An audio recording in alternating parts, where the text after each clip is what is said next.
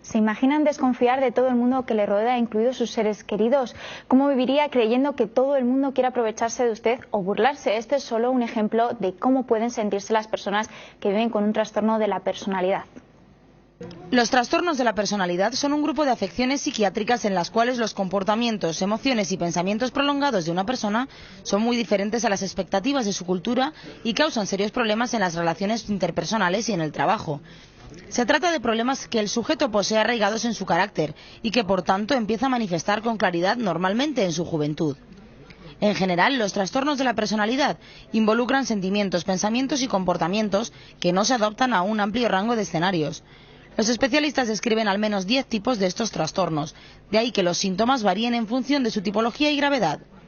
Esta variedad es precisamente lo que hace que en muchas ocasiones los pacientes tengan que hacer una peregrinación de consulta en consulta hasta dar con el diagnóstico y tratamiento. Para hablar de este trastorno de la salud mental de los españoles, contamos hoy con el jefe de Servicio de Psiquiatría del Hospital Clínico San Carlos, doctor José Luis Carrasco. Muy buenos días. Muy buenos días. Estábamos viendo que hay un amplio espectro de trastornos de la personalidad. ¿Se sabe cuántas personas los padecen en nuestro país? Y nos podría explicar un poquito los síntomas, aunque el abanico es muy amplio.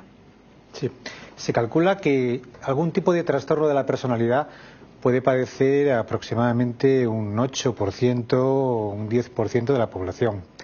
Trastornos graves, serios de la personalidad, de los que el más importante es el trastorno denominado trastorno límite de la personalidad o trastorno borderline, también se conoce así, aproximadamente un 4%, es decir, aproximadamente 1 millón de españoles. Y en grados bastante severos puede haber unos medio millón de españoles que tienen un trastorno límite de la personalidad grave, es decir, que necesitan mucho tratamiento y recursos hospitalarios. Perdón. Los síntomas del trastorno son fundamentalmente una dificultad para controlar la agresividad, reacciones agresivas, impulsivas, generalmente entre los seres queridos, la familia, las parejas, a veces los buenos amigos, las buenas amigas.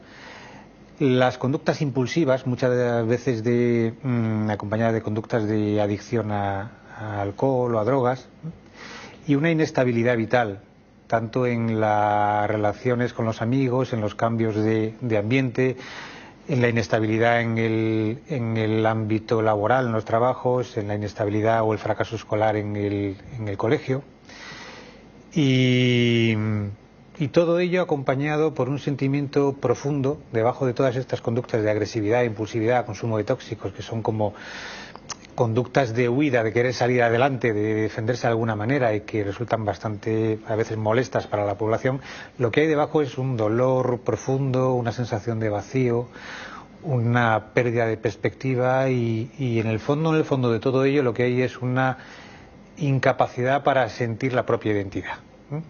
Una inmadurez de la formación de la identidad, que es la base del trastorno de la personalidad. ¿Cómo se produce el diagnóstico? Porque los pacientes dicen que muchas veces no hay la suficiente formación en los médicos como para diagnosticar adecuadamente y que se dedican pues a ir de un sitio a otro un poco buscando. Tampoco sé si exactamente estas personas, o depende también un poco del grado del trastorno que tengan, son conscientes de que tienen esta enfermedad. ¿Esto se junta y hace que a veces el diagnóstico sea complicado? Se juntan ambas cosas. Es una enfermedad mental que en principio no parece una enfermedad mental como las otras, porque son pacientes que no deliran, no tienen ideas delirantes, no pierden el juicio. No es como otras enfermedades como la esquizofrenia, que se ve claramente que ha habido una pérdida de la razón y claramente se diagnostican como enfermos. Tampoco son como otras enfermedades donde se hacen conductas disparatadas o muy incoherentes, no pierden el juicio. No parece una enfermedad. Y por otra parte es una enfermedad bastante nueva en el ámbito de la medicina, de la psiquiatría. No porque haya aparecido ahora la enfermedad en estos últimos tiempos, sino porque antes no se diagnosticaba. Entonces no hay un cuerpo de doctrina, es cierto, en la medicina para estas enfermedades. Se está haciendo ahora. Entonces hay una psicopatología y todo unas manuales de conocimiento para otras enfermedades mentales, pero para estamos todavía como que se están haciendo. Y hay muchos médicos que no conocían esta enfermedad, que tienen facilidad para diagnosticar una psicosis, pero no esto. ¿Qué ocurre? Que sí que es verdad que pues hay muchos pacientes que van buscando ayuda para algo y no saben que lo que tienen es un trastorno límite de la personalidad, y luego hay muchos individuos que tienen conductas de tipo agresivo o inestable o rebelde en la familia o conductas de consumo abusivo de alcohol o de drogas y que no saben que tienen este diagnóstico y que es posible que pasen mucho tiempo, incluso años, sin que nadie se lo diagnostique. Eso va mejorando en la medida que se va haciendo cada vez más popular el diagnóstico de estos trastornos, en la medida que vamos haciendo programas de difusión pero sí que es cierto que son ambas cosas. Y es importante el hecho de que no parezca una enfermedad. Nadie le discute a una persona con una psicosis que tiene una enfermedad. Pero una persona que está siendo rebelde, desafiante, que fracasa en el colegio, que parece inconsistente, que es inestable con sus parejas y que encima no pide ayuda, que esa es la gran tragedia del trastorno de la personalidad, y además forma parte de la esencia misma del trastorno de la personalidad, es que no saben pedir ayuda. Ellos no se encuentran bien, pero no saben pedir ayuda. Piden ayuda como los adolescentes, a patadas, ¿no? Se defienden, piden ayuda defendiéndose y entonces generan rechazo. Y pueden confundirse igual que incluso con manías. Una persona muy maniática se puede pensar que fuera... Sí, parecen maniáticos pues son extremos. Y todos se lo toman de una manera muy rígida y muy tozuda. Al mismo tiempo que luego pueden cambiar inmediatamente y tomarse otra cosa también de manera muy rígida y muy tozuda. Pero el principal peligro de confusión de los trastornos de la personalidad, fundamentalmente de los trastornos límite de la personalidad, es con la conducta antisocial. Digamos, con el psicópata antisocial, con ese individuo, esa persona que puede ser violenta, que puede ser desafiante, que puede molestar a los demás y que puede ser agresiva, pero no porque tenga un trastorno, sino porque esa es su personalidad. Es decir, hay personas malas en el mundo, la maldad existe la delincuencia y existe el egoísmo. Y a veces por fuera se parece mucho, porque la conducta del trastorno de la personalidad con frecuencia pues es la conducta visible, es esta conducta agresiva, esta conducta explosiva, y con mucha frecuencia en una de estas conductas pues agreden a quien no deben, son denunciados y acaban en el calabozo o acaban en la cárcel. ¿Se pueden controlar los trastornos de la personalidad? Los trastornos de la personalidad se pueden controlar y de hecho se controlan. Un trastorno de la personalidad en tratamiento se controla. Y lo más difícil no es controlarlo.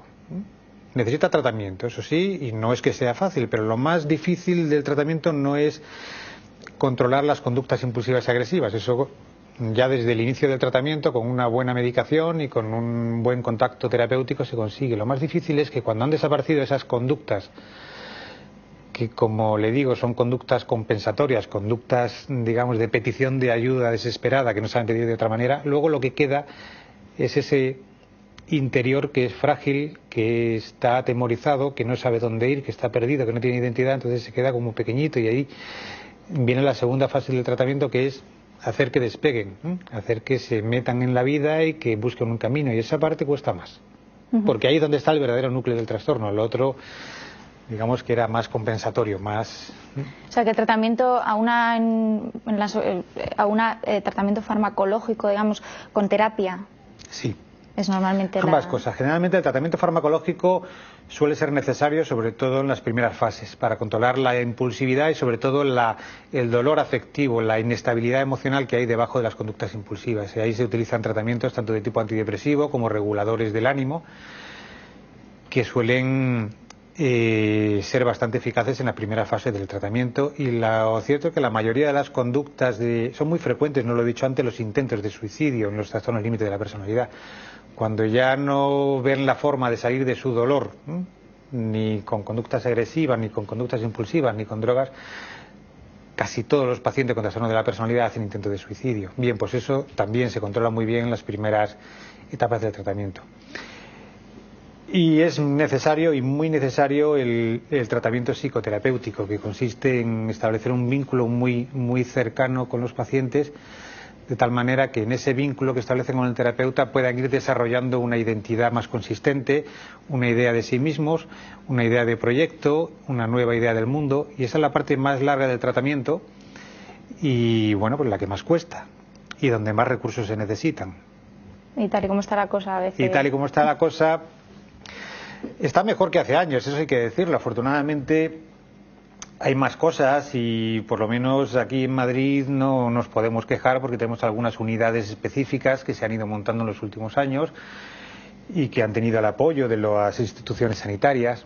pero queda muchísimo por hacer. En la mayoría de los sitios, y también aquí en Madrid, digamos que estaría casi cubierto la primera parte del tratamiento farmacológico y el controlar los síntomas, pero no la segunda parte, que es la de afianzar al paciente y ayudarle a que se desarrolle la personalidad, que al final estamos hablando de un bajo desarrollo, de una inmadurez de la personalidad. Eso necesita más recursos, necesita hospitales de día, necesita centros de terapia más intensa, y eso, bueno, pues eso esperemos que venga en el futuro, pero de momento falta. Doctor Carrasco, pues nos quedamos con este mensaje de futuro. Esperemos que venga, nosotros también. Muchas gracias. Gracias por haber venido.